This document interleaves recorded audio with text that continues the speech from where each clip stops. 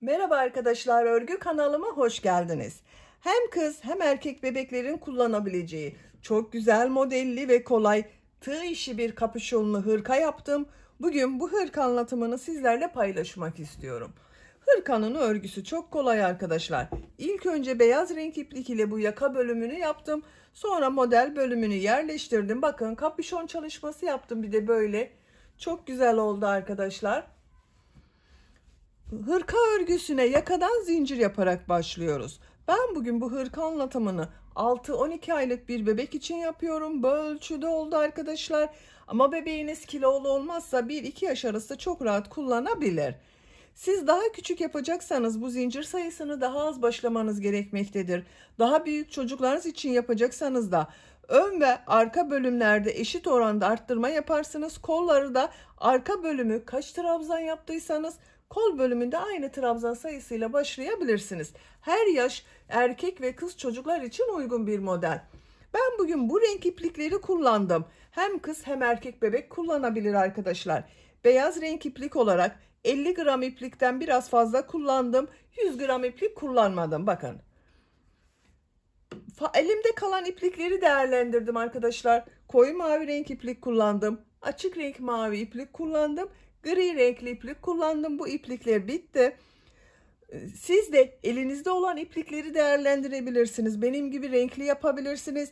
Sade tek renkli çalışma yapabilirsiniz. Model bölümünü 2 renkli çalışma yapabilirsiniz. Her iki sırayı tek renk yaparak farklı rengarenk de yapabilirsiniz. Hem kız hem erkek bebekler için uygun bir model. Tığ olarak 5 numara 3 milimetre tığ kullandım. Ben bugün bu numaralı tığı kullandım. Bu büyüklükte bir hırka elde ettim arkadaşlar. Sizin eliniz sıkıysa benimle aynı sayıda yaparsanız yaptığınız hırkanız daha küçük olacaktır. Eliniz sıkıysa benim yaptığım tığı kullanmayıp 3,5-4 milimetre tığları kullanırsanız yaptığınız örgü hem yumuşak olacaktır hem biraz daha büyük olacaktır arkadaşlar. Benim elim çok sıkı değil. Bakın örgülerim yumuşak oluyor. Düğme olarak yaka bölümüne 3 tane düğme yaptım. Siz tercihinize göre 5-6 düğme yapabilirsiniz. Bakın şu şekilde 3 düğme yaptım yaka bölümüne arkadaşlar. Düğme için ayrıca bir düğme iliği yapmadım. Ön patları yaparken yaptığım modelleri de 3 zincir yaptım. Bunları düğme iliği olarak kullanıyorum. Kapüşon bölümü de bakın bu şekilde. Çok güzel bir model arkadaşlar. İpliği tığı hazırlayalım. Hep birlikte bu güzel hırkanın örgüsüne başlayalım. Örgü kanalıma abone değilseniz abone olmayı unutmayın lütfen. Örgü kanalıma abone olmak ücretsiz. Örgü kanalıma ücretsiz abone olup orada bulunan zil şeklini dokunarak açık yaparsanız kanalıma video yüklediğim zaman ilk önce size bildirim gelir. Örgülerimden herkesten önce sizin haberiniz olur. İzlediğiniz videolarıma beğeni ve yorumlarınızı yaparsanız çok sevinirim arkadaşlar. Hepinize kolay gelsin. İyi çalışmalar. Robanın örgüsüne yakadan zincir yaparak başlıyoruz. Zincir yapabilmek için ilk ilmeği ben bu şekilde oluşturuyorum bakın. Size nasıl kolay geliyorsa ilk ilmeği öyle yapabilirsiniz. Zincirlerimi yapmaya başlıyorum.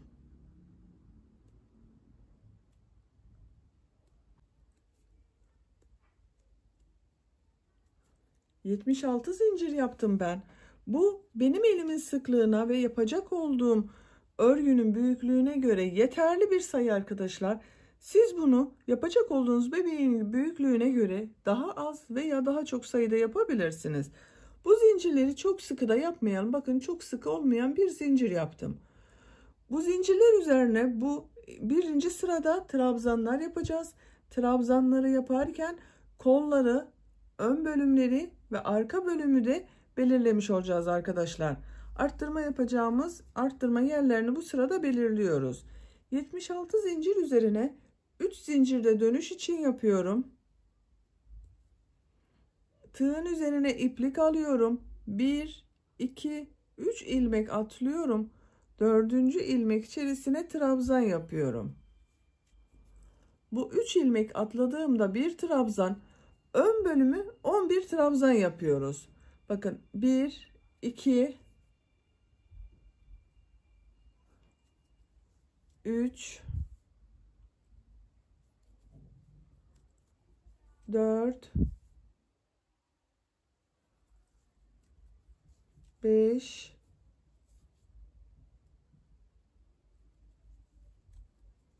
6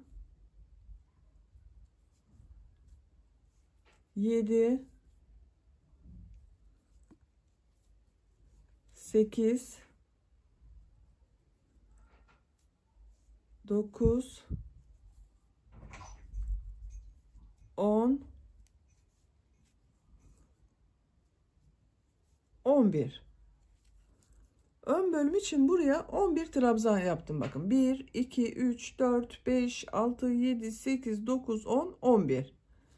Ön ile kol bölümünü ayıran arttırma yapacağımız yer için bir zincir yapıyorum. Tığın üzerine iplik alıyorum. Takip eden bakın ilk ilmek içerisine kol bölümü için ilk trabzanı yapıyorum. Kol bölümü için 16 trabzan yapıyorum. 1 yaptım. 2 3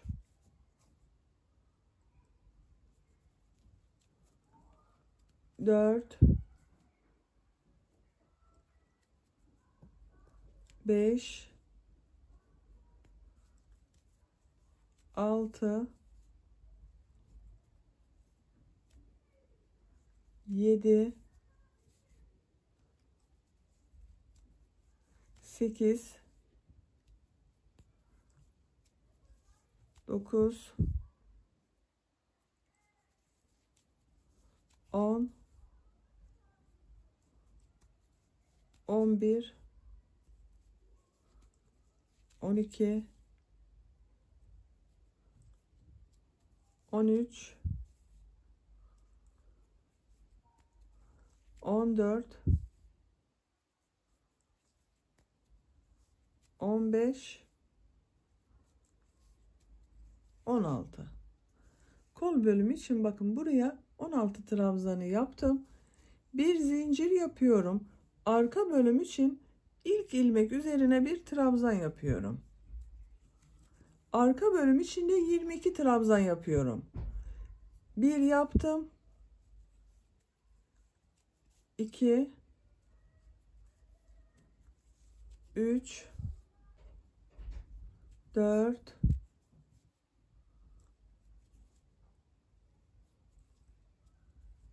5 6 7 8 9 10 11 12 13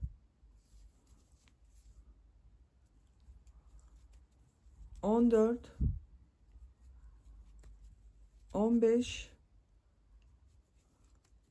16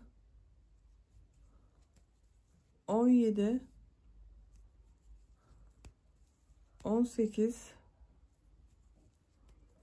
19 20 21 22. Arka bölüm için 22 trabzanı yaptım. Bir zincir yapıyorum.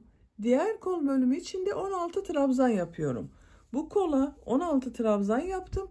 Bu kol için de 16 trabzan yapıyorum. Takip eden ilk ilmek içerisine ilk trabzanı yapıyorum. 1 2 3 4 5 6 7 8 9 10 11, 12, 13, 14, 15, 16. Bu kolada 16 trabzanı yaptım. Bir zincir yapıyorum. Ön bölüm için 11 trabzan yapıyorum. Bakın burada ön bölüme 11 trabzan yaptık. Bu ön bölüm için de 11 trabzan yapıyorum. İlk ilmek içerisine trabzanı yapıyorum. 1, 2, 3, 4, 5,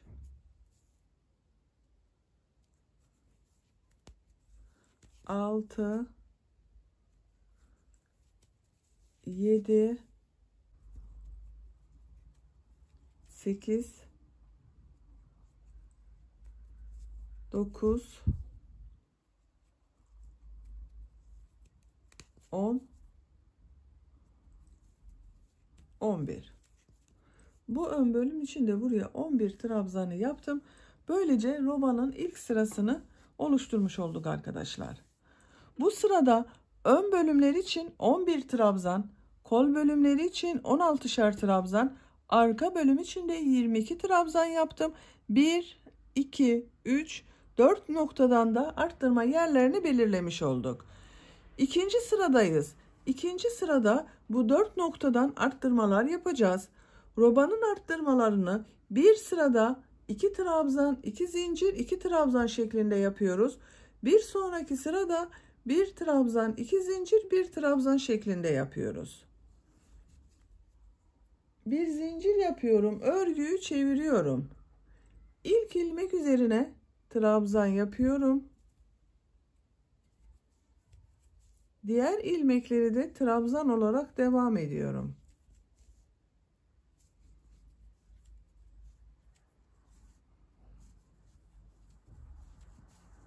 Arttırma yapacağımız yere kadar trabzanları yapalım.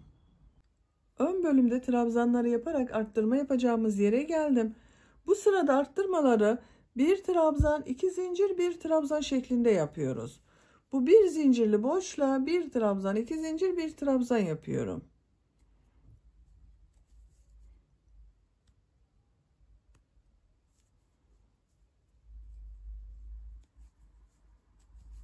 Bir trabzan, 2 zincir, 1 trabzanı yaptım. Kolda bulunan ilmekler üzerine trabzan olarak devam ediyorum.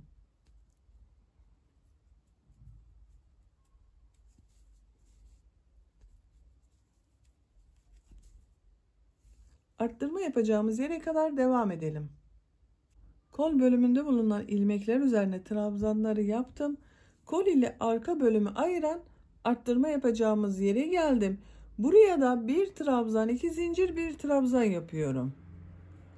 1 trabzan yaptım. 2 zincir. Aynı boşluğa 1 trabzan daha yapıyorum. Arka bölümde bulunan ilmekler üzerine trabzan olarak devam ediyorum.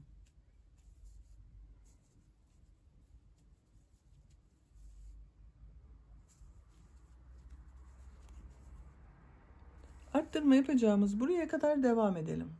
Arka bölümün trabzanlarında yaptım. Arttırma yapacağımız yere geldim. Bu arttırma yerine de 1 trabzan, 2 zincir, 1 trabzan yapıyorum.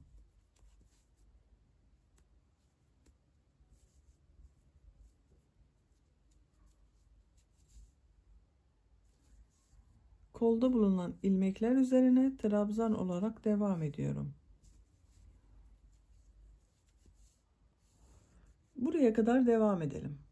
Kol bölümünde trabzanları yaptım. Arttırma yapacağımız yere geldim bakın. Buraya da yine 1 trabzan, 2 zincir, 1 trabzan yapıyorum.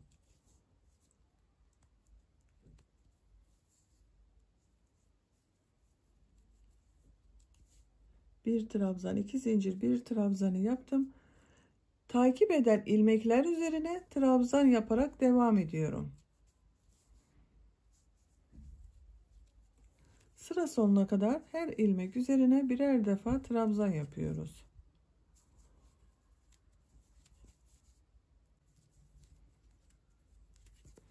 Bakın son ilmek kaldı. Burada 3 ilmek atlayarak oluşturduğum bir trabzan vardı. Bunu burada bulunan zincir üzerine trabzan yapıyorum. Böylece sıra sonuna da bir trabzan oldu. Bakın. İkinci sırayı da tamamlamış olduk. Romanın şeklini görelim. Bakın bu sırada daha belirgin oldu arkadaşlar. İkinci sırada bu arttırma yerlerinde bir trabzan, iki zincir, bir trabzan şeklinde arttırmalar yaptık. Üçüncü sıradayım. Üçüncü sırada yine trabzan olarak devam edeceğiz. Bu arttırma yerlerinde iki trabzan, iki zincir, iki trabzan yapacağız. Bir zincir yapıyorum, örgüyü çeviriyorum. İlk ilmek üzerine trabzan yapıyorum. Diğer ilmekleri de trabzan olarak devam ediyorum. Buraya kadar devam edelim. Trabzanlar yaparak arttırma yapacağımız yere geldim. Burada bulunan bu iki zincirli boşluğa iki trabzan, iki zincir, iki trabzan yapıyorum.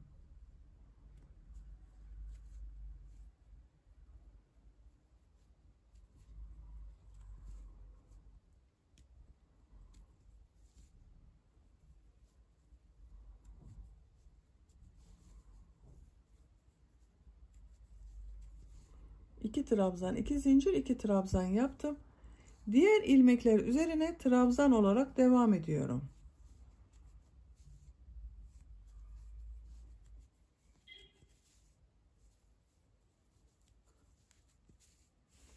Arttırma yapacağımız buraya kadar devam edelim.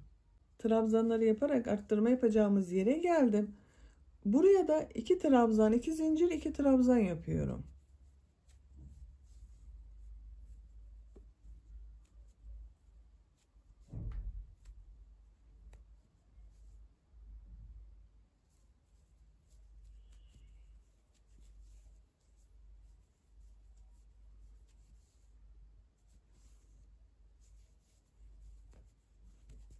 Trabzan olarak diğer ilmekler üzerinden devam ediyorum.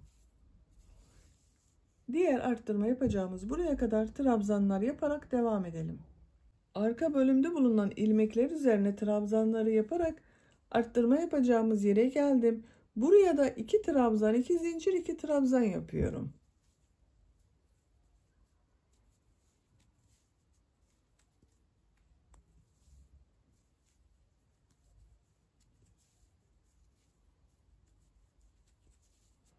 Diğer ilmekleri trabzan olarak devam ediyorum.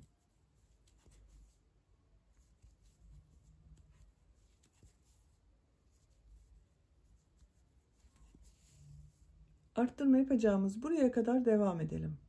Arttırma yapacağımız yere kadar trabzanları yaptım.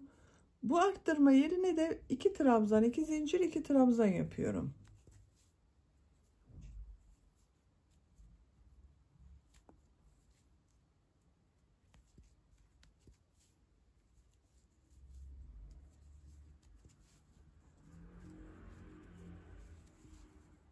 İki trabzan, iki zincir, iki trabzanı yaptım. Ön bölümde bulunan ilmekler üzerine trabzan yaparak devam ediyorum.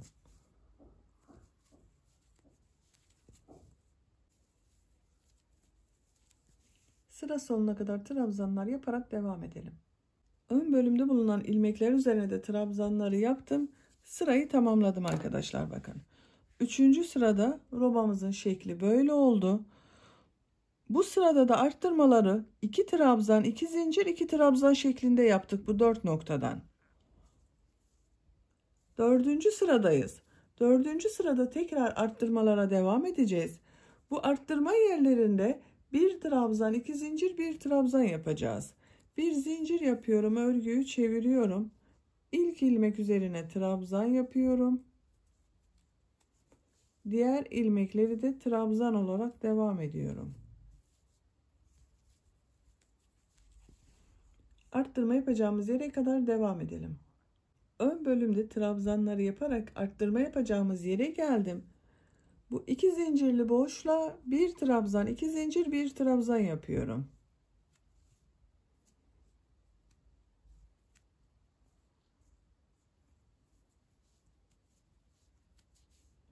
bir trabzan, 2 zincir, bir trabzan yaptım. Diğer ilmeklerin üzerine trabzan olarak devam ediyorum. Bu şekilde. Diğer arttırma yapacağımız yere kadar devam edelim. Kol bölümünde bulunan ilmekler üzerine bakın trabzanları yaparak arttırma yapacağımız yere geldim. Bu arttırma yerinde de bir trabzan, 2 zincir, bir trabzan yapıyorum.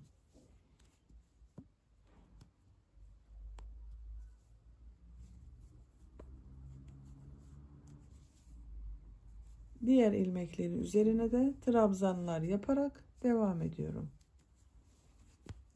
Bu şekilde. Bu sırayı böyle yapacağız arkadaşlar. İlmekler üzerine trabzanları yapalım. Bu arttırma yerinde bir trabzan, 2 zincir, bir trabzan yapalım. İlmekler üzerine trabzan yaparak devam edelim. Bu arttırma yerinde de bir trabzan, 2 zincir, bir trabzan yapalım. Diğer ilmekler üzerine trabzanlar yaparak sıra sonuna kadar tamamlayalım. Bu sırada da arttırmaları yaparak bakın sıra sonuna kadar tamamladım arkadaşlar. 4. sırada trabzanlar üzerine trabzanlar yaptık. Bu arttırma yerlerinde bir trabzan, 2 zincir, bir trabzan yaptık bakın. 5. sıradayız. Bir zincir yapıyorum, örgüyü çeviriyorum. Bu sırada bu arttırma yerlerinde 2 trabzan, 2 zincir, 2 trabzan yapacağız. İlk ilmek üzerine trabzan yapıyorum. Diğer ilmekler üzerine de trabzan yaparak devam ediyorum. Arttırma yapacağımız buraya kadar devam edelim. Ön bölümde bulunan ilmekler üzerine trabzanları yaparak arttırma yapacağımız yere geldim. Buraya arttırma yeri için 2 trabzan, 2 zincir, 2 trabzan yapıyorum.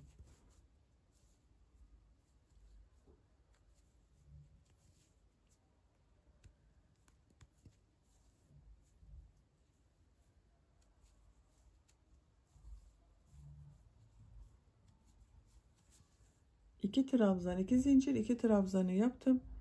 Diğer ilmekleri trabzan olarak devam ediyorum.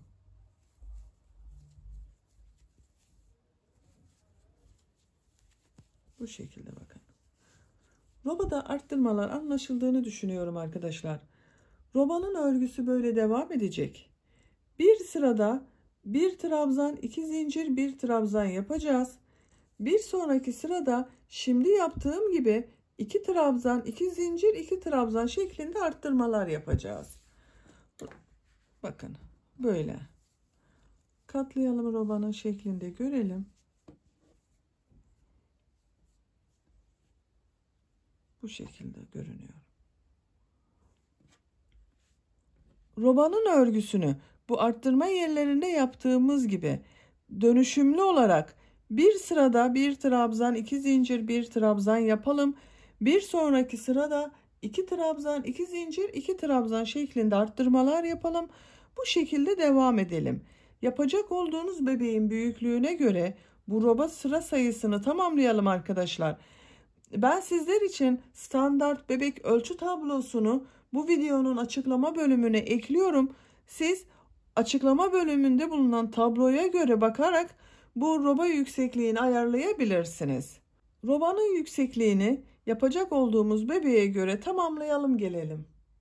Yaka bölümünün örgüsünü 11 sıra olarak tamamladım. Sayıyorum bak. 1, 2, 3, 4, 5, 6, 7, 8, 9, 10, 11. Santimetre olarak da ölçüyorum. 10 santimetre yükseklik var. İnç olarak ölçüyorum. 4 inç. Benim yapacağım ölçü için yeterli. Siz isterseniz bu arttırmalara 1-2 sıra daha devam edebilirsiniz arkadaşlar. Bu arttırmalara devam ederseniz yaptığınız ölçü sizin daha büyük olacaktır. Ben bugün çok büyük bir örgü yapmak istemiyorum. Bak en son trabzanları yaptım. 12. sırada bu kol bölümünü gövde bölümünden ayıracağız. Artık örgüye gövdenin örgüsüyle devam ediyorum. Bir zincir yapıyorum. Örgüyü çeviriyorum.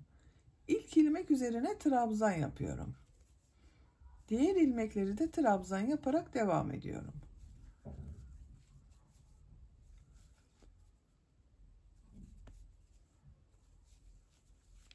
Bakın her ilmeğe bir trabzan yapıyoruz.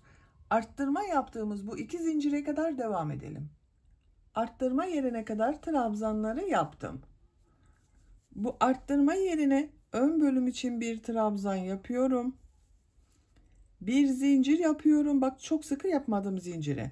Tığ üzerine iplik alıyorum. Kolda bulunan bütün ilmekleri atlıyorum. Kol ile arka bölümü ayıran bu arttırma yerine arka bölüm için bir trabzan yapıyorum. Bak bir zincir yaptım. Bu kol genişliği benim yapacağım ölçü için yeterli arkadaşlar. Siz kol biraz daha geniş olsun isterseniz burada 3 zincir yapabilirsiniz. Ben bir zincir yaptım. Diğer ilmeklere birer defa trabzan yapıyorum.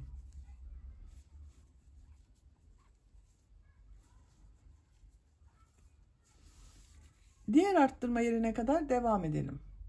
Arttırma yerine kadar trabzanları yaptım. Arka bölüm için buraya bir trabzan yapıyorum. Bir zincir yapıyorum. Tığ üzerine iplik alıyorum. Kolda bulunan bütün ilmekleri atlıyorum. Bak ön bölüm için bu arttırma yerine bir trabzan yapıyorum. Diğer ilmeklere birer defa trabzan yapıyorum.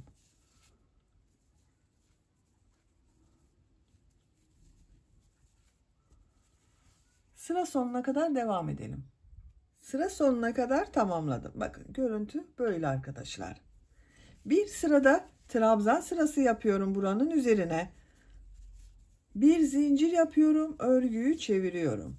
İlk ilmek üzerine trabzan yapıyorum. Diğer ilmekleri de trabzan yaparak devam ediyorum. Bu kol altında bir zincir yaptığımız yere kadar devam edelim. Buraya kadar tamamladım. Bak ön bölümün görüntüsü böyle. Kol altında bir zincir yaptım. Bu zincir üzerine 2 trabzan yapıyorum bak burada.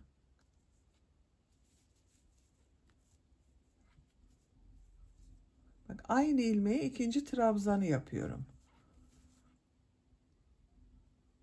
Diğer ilmeklere birer defa trabzan yapıyorum.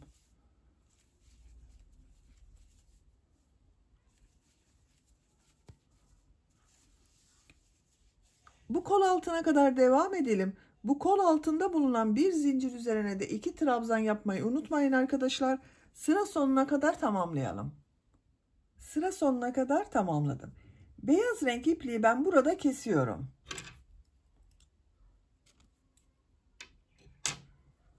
Modelli bölüme başlayacağız.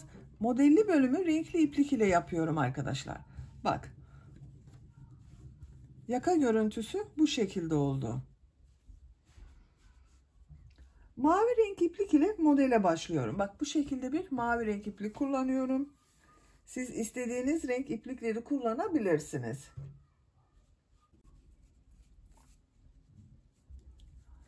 İpliği kestiğim bu ilmekten ilmek rengini mavi yapıyorum bak.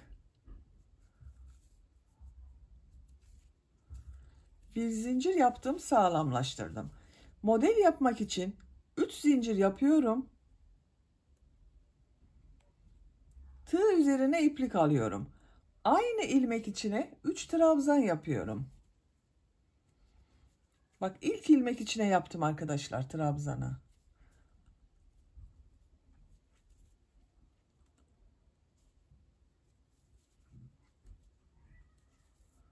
Bak 3 zincir yaptım. Aynı ilmeğe 3 trabzan yaptım. 2 ilmek atlıyorum.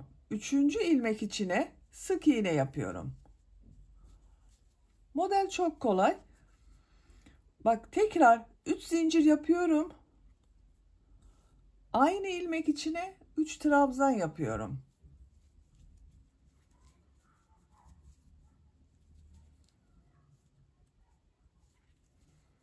İki defa da çıkardığım trabzan yapıyorum. 2 ilmek atlıyorum. Bak tığ üzerine iplik almadan 2 ilmek atlıyorum. 3. ilmek içine sık iğne yapıyorum. 3 zincir yapıyorum. Aynı ilmek içine 3 trabzan yapıyorum.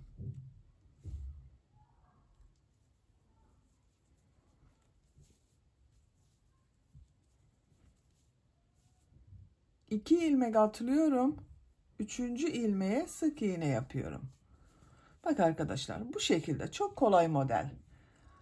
2 ilmek atlıyoruz. 3. ilmeğe sık iğne yapıyorum. Tekrar 3 zincir yapıyorum. Aynı ilmek içine 3 trabzan yapıyorum. Sıra sonuna kadar devam edelim. Modelleri yaparak sıra sonuna kadar tamamladım. Bak, sıra sonunda 3 ilmek var. En son yaptığım modeli 2 ilmek atlayarak son ilmeğe sık iğne yaparak tutturuyorum. Bak, sırayı bitirdim arkadaşlar. Sıra başında bu şekilde başladım. Sıra sonunda bu şekilde bitti bak. Modelini görelim. Görüntüsü böyle.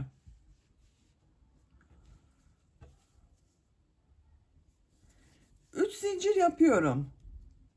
Örgüyü çeviriyorum.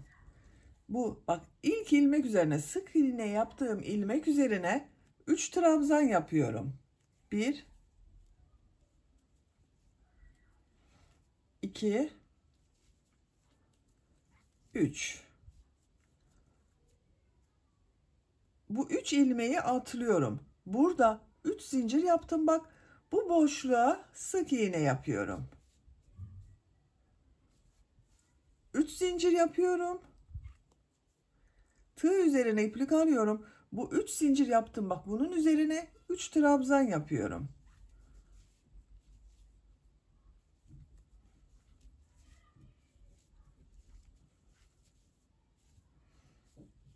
Bu 3 ilmeği atlıyorum. Bu 3 zincirli boşluğa sık iğne yapıyorum. 3 zincir yapıyorum. Tığ üzerine iplik alıyorum. Bu 3 zincirin üzerine 3 trabzan yapıyorum.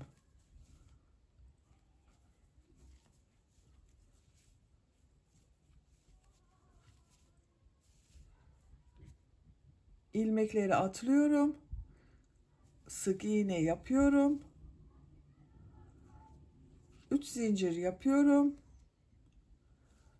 3 trabzan yapıyorum.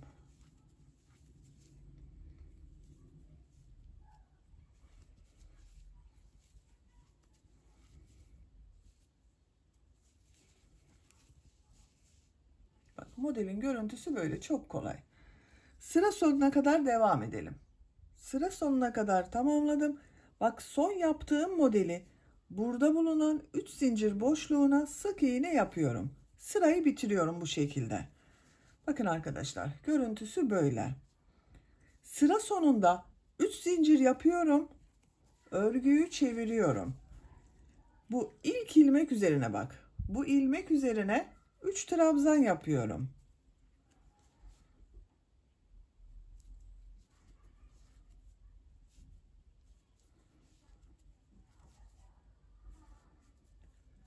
Bu ilmekleri atlıyorum.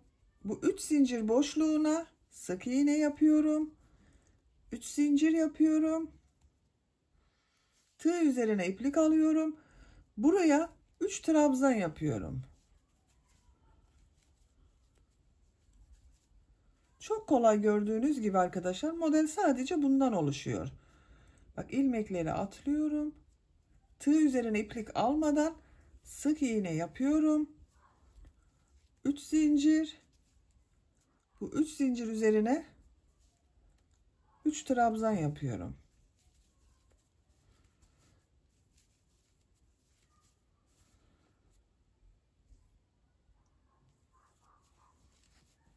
Bakın, model bu şekilde. Örgünün düz tarafı bak, burası. Gövde bölümünün örgüsü bu şekilde devam edecek arkadaşlar. Bu model sıralarını istediğiniz renk sıralamasıyla rengarenk yapabilirsiniz. Bundan sonra bak, beyaz renkli iplik ile devam edebilirsiniz veya mavi renkli iplik ile yapabilirsiniz. Renk sıralamasını tercihinize ve bebeğinizin, çocuğunuzun büyüklüğüne göre bu model sıralarını tekrarlayarak gövdenin örgüsünü tamamlayalım. Gövde örgüsünü 20 model sırası olarak yaptım arkadaşlar. Ben 4 renkli olarak çalıştım model sırasını. Mavi renk ile 4 sıra yaptım. Koyu mavi renk ile 5 sıra yaptım. Bakın gri renk ile 5 sıra yaptım. Beyaz renk ile 5 sıra yaptım. Son olarak da bir sıra gri renk iplik ile yaptım. Bu sıra başlarında iplik rengini değiştirdim arkadaşlar. Siz bunu tek renkte yapabilirsiniz. Farklı renklerle de yapabilirsiniz. Şimdi ön pat çalışmalarını yapacağız. Ön pat çalışmalarını yapmadan önce bu 20 model sırasının kaç santimetre olduğunu ölçüyorum. Bakın kol altından itibaren ölçüyorum. 21 santimetre. Benim yapacağım ölçü için bu yeterli. Siz biraz büyük olsun diyorsanız 1-2 sıra devam edebilirsiniz. Bu ön pattayım. Bakın buradayım. Modelleri devam ediyorum ön patta. Bakın en son modeli yaptım. Şöyle gösteriyorum. Bakın modeli yaptım. Bu 3 zincire sık iğne olarak yapıyorum. 3 zincir yapıyorum. Tığ üzerine iplik alıyorum. Bakın bu ilmek içine 3 trabzan yapıyorum.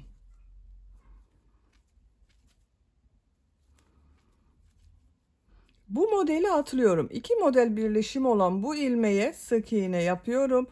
3 zincir yapıyorum. Aynı ilmek içine 3 trabzan yapıyorum.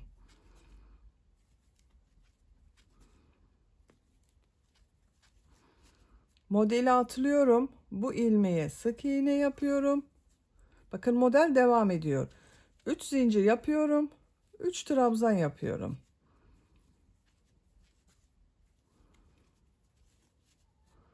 Sık iğne yapıyorum. Bakın bu şekilde arkadaşlar. Yaka başlangıcına kadar devam edelim. Modelleri yaparak yaka başlangıcına kadar tamamladım. Bakın arkadaşlar bu şekilde oldu. Trabzan yaptığım yaka bölümünde de modelleri yapmaya devam ettim. Ayrıca bir düğme iliği yapmıyorum arkadaşlar. Bakın bu modelde yaptığım 3'er zincire düğme iliği olarak kullanıyorum ben. Yaka çevresinde sık iğne yapıyorum. Bakın son ilmeğe sık iğne yaptım. Her ilmek üzerine bir sık iğne yapıyorum.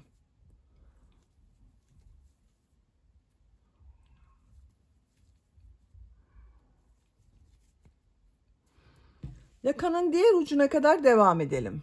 Yaka çevresinde sık iğne yaparak diğer uca kadar tamamladım. Bakın arkadaşlar bu şekilde oldu. Burada yaptığım gibi modeller yapıyorum. 3 zincir yapıyorum. Aynı ilmek içine 3 trabzan yapıyorum. Bakın bu ilmeği atlıyorum. Bu ilmek içine sık iğne yapıyorum. 3 zincir yapıyorum. 3 trabzan yapıyorum.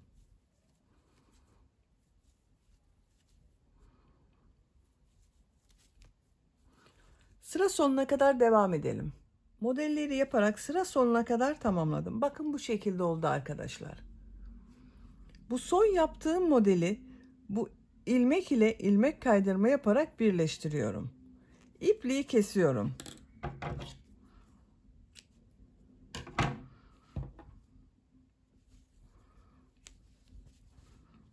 Ön patlarını böylece bitirmiş oldum.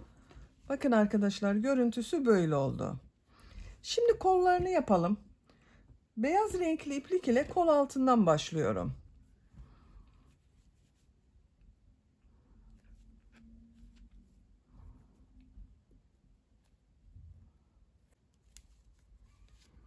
Kol altından bir ilmek yapıyorum. Tığ üzerine iplik alıyorum. Trabzan sırası yapacağız arkadaşlar. Ne taraftan yapacağıma bakıyorum. Örgünün gelişine göre bakın ters taraftan yapıyorum. Bu arttırma yerine bir trabzan yapıyorum. Diğer ilmeklere trabzan yaparak devam ediyorum.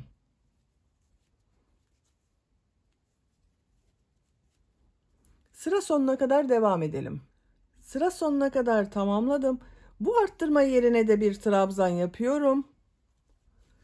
Kol altında yaptığım bu ilmek ile ilmek kaydırma yaparak birleştiriyorum. Bakın bir sıra trabzan sırası yaptım. Burada bakın yakadan sonra 2 sıra yaptım. Bu modeli başladım. Bir sıra daha trabzan sırası yapıyorum. Aynı görünsün diye 2 zincir yapıyorum. Örgüyü çeviriyorum. Bu ilk ilmek üzerine trabzan yapıyorum. Diğer ilmeklere trabzan yaparak devam ediyorum. Arttırma yapmadım arkadaşlar. Bakın burada her ilmek üzerine bir trabzan yapıyoruz. Sıra sonuna kadar devam edelim. Sıra sonuna kadar yaptım. Son ilmeği, ilk yaptığım bu 2 zincir var bakın. Onunla ilmek kaydırma yaparak birleştiriyorum. İpliği kesiyorum. Beyaz renkli ipliği kesiyorum. Artık mavi renkli iplik ile model başlayacağız arkadaşlar. Bakın ben renk sıralamasını gövde örgüsünde yaptığım gibi yapıyorum. Ama siz isterseniz bu beyaz trabzan ile kol örgüsüne devam edebilirsiniz. Kol ucunda model uygulayabilirsiniz veya tek renk model devam edebilirsiniz.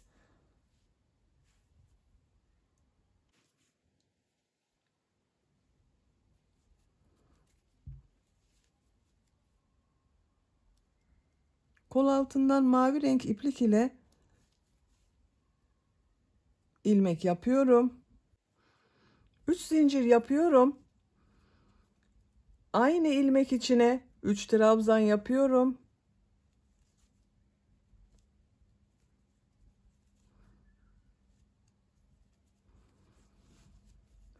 3 ilmek atlıyorum. 1 2 3. Dördüncü ilmek içine sık iğne yapıyorum. 3 zincir yapıyorum. Aynı ilmek içine 3 trabzan yapıyorum. Bakın burada 3 ilmek atladım arkadaşlar. Gövde bölümünde 2 ilmek atladım. Model yerleştirmesi yaptım. Ama kolda da aynı şekilde yaparsam kol çok geniş olacak. Onun için burada modeller arasında 3 ilmek atlıyorum.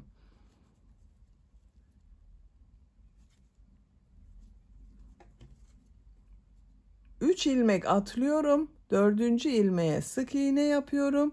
3 zincir yapıyorum.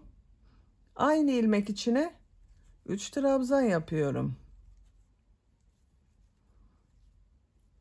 3 ilmek atlıyorum. Sık iğne yapıyorum. 3 trabzan yapıp devam ediyoruz arkadaşlar. Sıra sonuna kadar devam edelim. Modelleri sıra sonuna kadar tamamladım. Son yaptığım modeli burada bakın 3 ilmek var. 3 ilmeği atlıyorum. Bu ilk yaptığım ilmeğe ilmek kaydırma yaparak birleştiriyorum.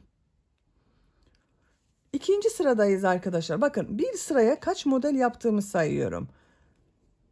2, 4, 6, 8, 10, 12 model var bir sıra üzerinde. Bu kol genişliği benim yapacağım ölçü için yeterli. Bakın örgüyü çevirerek yapacağız. İlk modeli buraya yapacağız arkadaşlar. 2 zincir yapıyorum.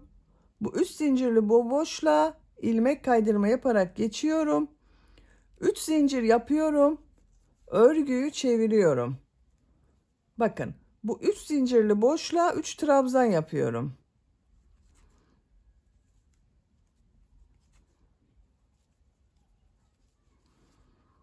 Modeli atlıyorum. 3 zincirli boşluğa sık iğne yapıyorum. 3 zincir yapıyorum. 3 zincirli boşluk üzerine 3 trabzan yapıyorum.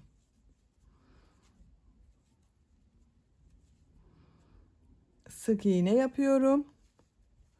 3 trabzan yapıyorum. 3 zincir yaptım, 3 trabzan yapıyorum.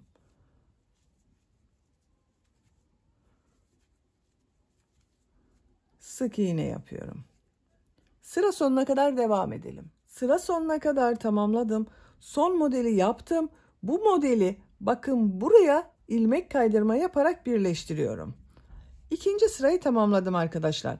Bu bir sıra üzerinde yine 12 model var. 2 zincir yapıyorum.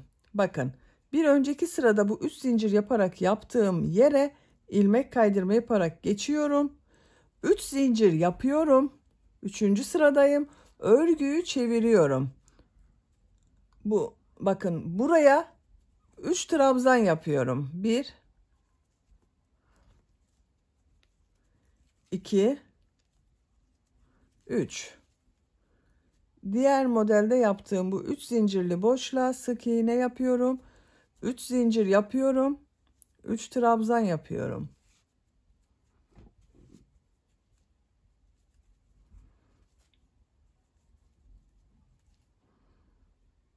Sık iğne yapıyorum. Bu şekilde devam ediyor.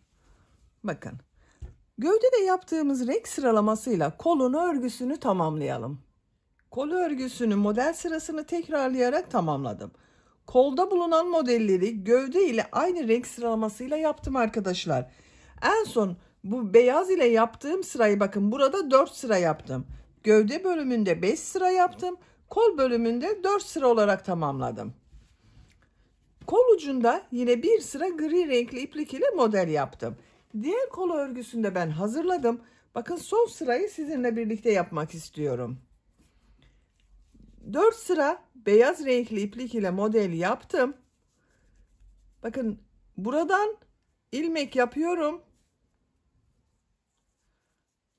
Model yapmak için 3 zincir yapıyorum.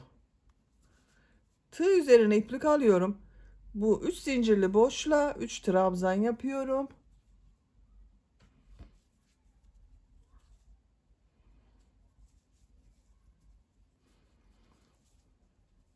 Bakın diğer modelde 3 zincirli boşluğa sık iğne yapıyorum. Aynı model arkadaşlar.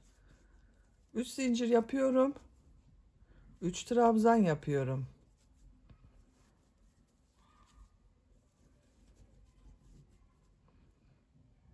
Sık iğne yapıyorum.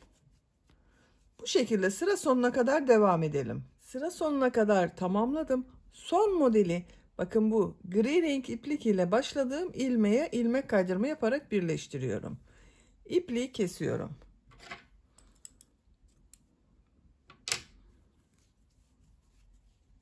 Bakın arkadaşlar, kol ucu da böyle oldu. Siz de bu kol örgüsünü başladığımız gibi başlayıp diğer kol örgüsünü de tamamlayabilirsiniz. Hırkanın gövde ve kol bölümlerini yaptık. Şimdi bir de kapüşon yapmak istiyorum arkadaşlar ben bu hırkaya. Kapüşonlu hırka olarak kullanacağız. Gri renkli iplik ile başlıyorum. Bakın buradan. Bu ilk ilmekten ilmek yapıyorum. Modelli yapıyorum kapüşon bölümünü. 3 zincir yapıyorum. Aynı ilmeğe 3 trabzan yapıyorum.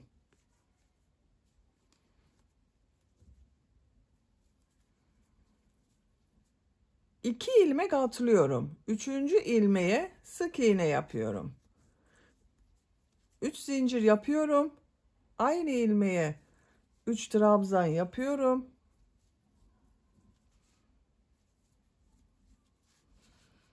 İki ilmek atlıyorum. Üçüncü ilmeğe sık iğne yapıyorum. 3 zincir yapıyorum. 3 trabzan yapıyorum.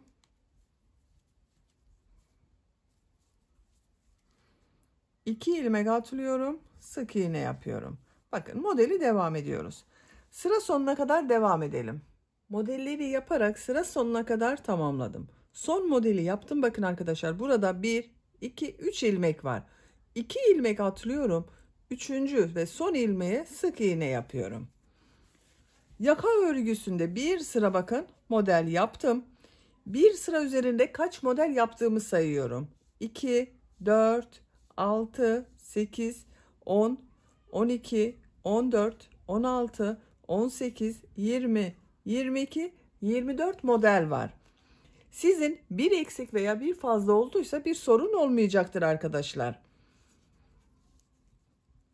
3 zincir yapıyorum. Örgüyü çeviriyorum. Gövde bölümünde yaptığımız gibi yapıyoruz arkadaşlar. Bu sık iğne üzerine 3 trabzan yapıyorum.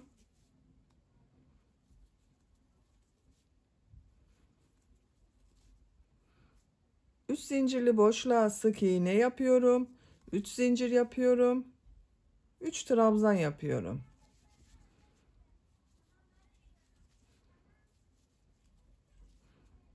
Sık iğne yapıyorum. 3 zincir yapıyorum. 3 trabzan yapıyorum.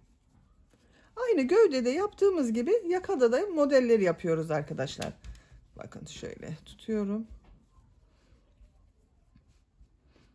Siz biraz daha geniş yaka olsun isterseniz arada ben ikişer ilmek atladım. Bazı yerlerde birer ilmek atlayarak daha büyük kapüşon elde edebilirsiniz. Bu şekilde yakanın örgüsünü istediğiniz renk sıralamasıyla yapabilirsiniz arkadaşlar. Tek gri renk ile yapabilirsiniz veya bu gövdede kullandığınız farklı renkler ile yapabilirsiniz.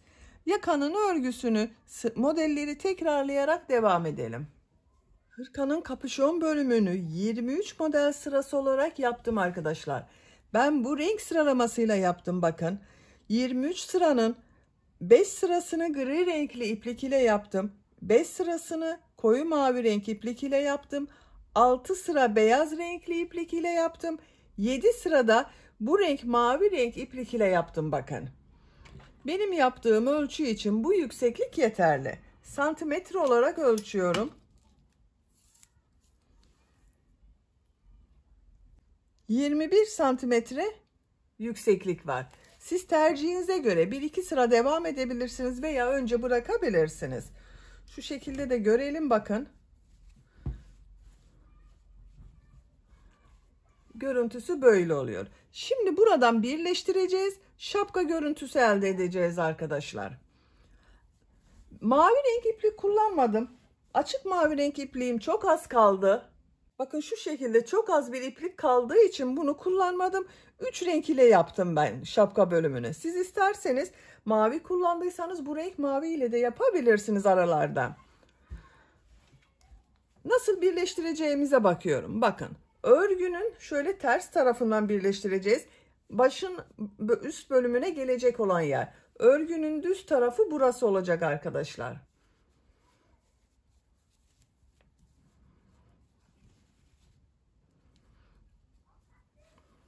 Şu şekilde bakın tutuyorum. Şimdi modellerin denk gelebilmesi için bakın bu trabzan yaptıklarımı trabzan ile birleştiriyorum. 3 zincir yaptıklarımı 3 zincir ile yapıyorum arkadaşlar ama sık iğne yapıyorum hepsinde. Bu ilk ilmeğe sık iğne yapıyorum bakın. Karşıdan da ilk ilmeği alıyorum. Bir sık iğne yapıyorum. İkinci ilmeğe tığ takıyorum. Karşıdan ikinci ilmeğe tığ taktım. Sık iğne yapıyorum. Bakın 3 trabzanın üzerine 3 sık iğne yaptım. Burada 3 zincir var. Karşıda da 3 zincir var. Bu bakın 3 zincirli boşluğa tığ takıyorum. Karşıdan da 3 zincirli boşluğa tığ takıyorum. 3 sık iğne yapıyorum.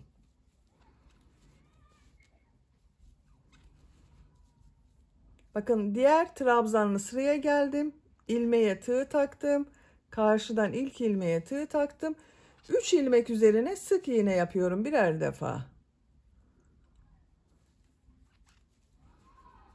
Trabzanları trabzan ile birleştiriyoruz. Bu 3 zincirleri de 3 zincir ile 3 sık iğne yaparak birleştiriyoruz. Bakın yine 3 zincirli boşluğa geldim. Karşıdan da 3 zincirli ilmekten bakın 3 sık iğne yapıyorum. Trabzan yerine sık iğne yapıyoruz burada. Tekrar gösteriyorum arkadaşlar. Bakın trabzan sırasındayım. Karşıdan da trabzan sırasını birleştiriyorum.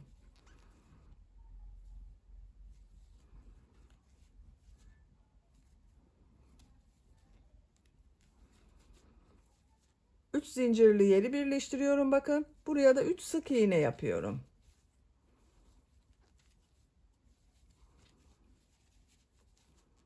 Trabzanları trabzan ile sık iğne yaparak birleştiriyorum. Düz tarafın görüntüsüne bakalım. Bu şekilde oluyor. Düz tarafı bak. Modeller birbirini devam ediyor arkadaşlar. Sıra sonuna kadar devam edelim. İlmekleri sıra sonuna kadar birleştirdim. Bakın görüntüsü böyle oldu. Düz tarafın görüntüsü böyle. Bakın modeller birbirini devam ediyor görünüyor arkadaşlar. Birleştirme yaptığımız yerin görüntüsü. İpliği kesiyorum.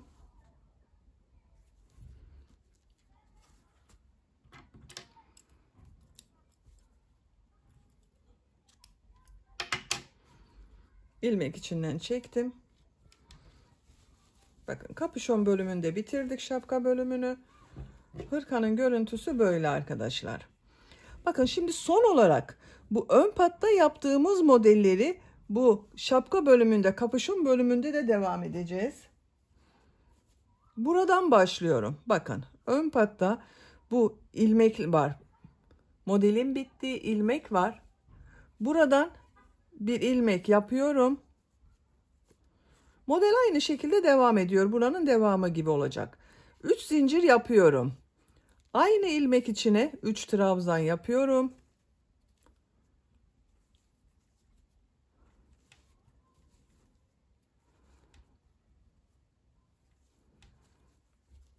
Bakın bu bir modeli atlıyorum. Burada bulunan ilmeğe sık iğne yapıyorum. İplik ucunu da içinde tutuyorum. 3 zincir yapıyorum. Aynı ilmek içine 3 trabzan yapıyorum.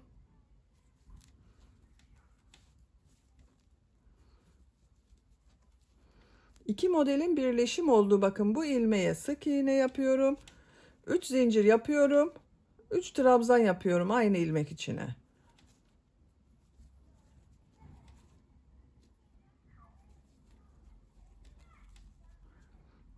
İlmeğe sık iğne yapıyorum. Bakın buranın devamı oldu. Diğer yaka ucunu bitirdiğimiz buraya kadar devam edelim. Yakanın diğer uç noktasına kadar bakın modelleri yaptım arkadaşlar.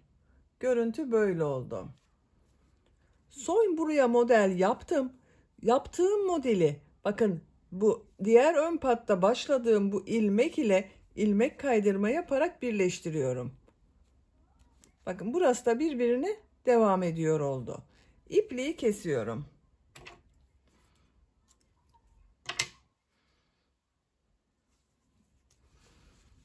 Bakın arkadaşlar buranın görüntüsü böyle oldu.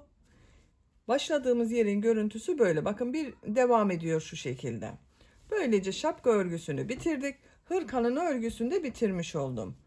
Bakın düğmelerini diktim. Düğmelerini bu ön patta model yaptığım üst zincirlere takıyorum.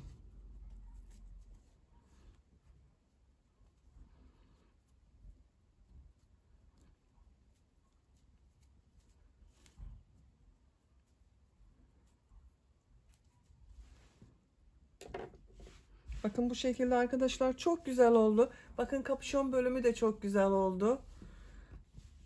Arkadan görüntüsüne bakalım. Bu şekilde bakın. Şöyle bakalım. Böyle oldu.